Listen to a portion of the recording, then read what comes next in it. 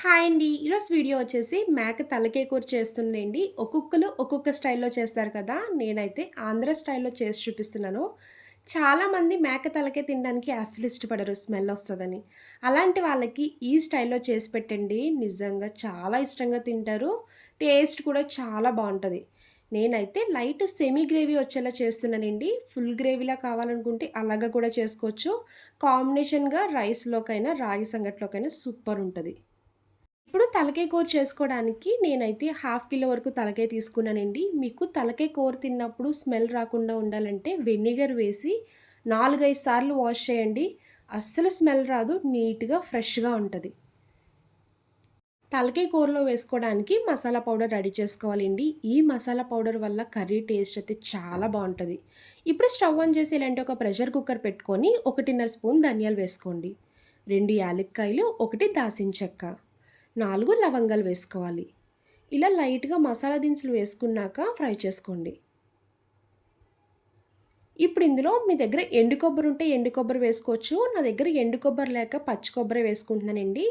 ఇలా చిన్నించి పచ్చి కొబ్బరి తీసుకొని ముక్కల కింద కట్ చేసుకొని వేసుకోవాలి.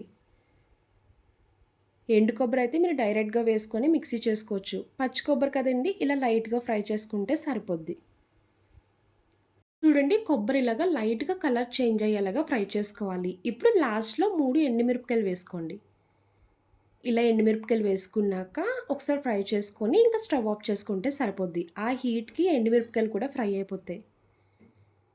ఇప్పుడు ఈ మసాలా దినుసులన్నీ కంప్లీట్‌గా చల్లారిపోయాక మిక్సీ జార్‌లో వేసుకొని పౌడర్‌లా మిక్సీ చేసుకోవాలి. ఇప్పుడు స్టవ్ ఆన్ చేసి మళ్ళీ అదే కుక్కర్ పెట్టుకొని ఆయిల్ వేసుకోండి. ఆయిల్ హీట్ అయ్యాక బిర్యానీ ఆకు, పావు టీ స్పూన్ జీలకర్ర వేసుకోవాలి. ఇప్పుడు 2 పెద్ద సైజు ఉల్లిపాయలు తీసుకొని ఇలా ముక్కల కింద కట్ చేసుకొని వేసుకోండి.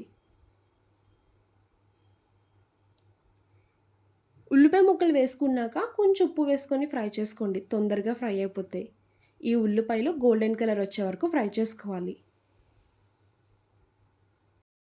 చూడండి, ఉల్లిపాయలు ఈ రంగు వచ్చే వరకు ఫ్రై చేసుకోవాలి.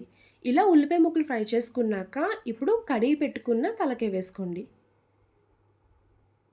తలకాయ వేసుకున్నాక మొత్తం ఒకసారి గరిటెతో కలుపుకొని మూత పెట్టి ఒక 2 నిమిషాలు కుక్ చేసుకోవాలి. ముందుగా ఇలాగ తలకాయ ఫ్రై చేసుకున్నాక ఇప్పుడు ఇందులో పావు టీ స్పూన్ పసుపు, 2 స్పూన్లు కారం వేసుకోండి. ముందుగా మసాలా పౌడర్ చేసుకున్నప్పుడు 3 ఎండుమిరపకాయలు వేసుకున్నాం కదండీ! ఇప్పుడు 2 స్పూన్లు కారం అయితే సరిపోద్ది. ఎప్పుడైనా తలకాయ మాంసం చేసుకున్నప్పుడు కారం కొంచెం ఎక్కువగా ఉంటేనే తినడానికి బావుంటది. మీ టేస్ట్‌కి తగ్గ సాల్ట్ వేసుకోండి. ఇందులో ఇంకా ధనియాల పొడి, మసాలా పొడి ఏం అక్కర్లేదండి. ఎందుకంటే స్టార్టింగ్ ఫ్రై చేసుకున్నప్పుడు ధనియాలు, మసాలా దినుసులు వేసుకున్నాం కదా! సరిపోతాయి. 3 పచ్చిమిరపకాయలు, 1 టమాటా తీసుకోండి. ఇలా కట్ చేసుకొని వేసుకొని ఫ్రై చేసుకోవాలి. ఇలా కలుపుకున్నాక ఇప్పుడు ఇందులో ఒక స్పూన్ అల్లం వెల్లుల్లి పేస్ట్ వేసుకోండి. మీరు స్టార్టింగ్ అల్లం వెల్లుల్లి పేస్ట్ వేసుకుంటే కర్రీ అడుగంటుతదండి. ఈ టైంలో వేసుకోవాలి. అల్లం వెల్లుల్లి పేస్ట్ వేసుకున్నాక ఒకసారి గరిటెతో కలుపుకొని మూత పెట్టి మీడియం ఫ్లేమ్‌లో 5 మినిట్స్ కుక్ చేసుకోవాలి.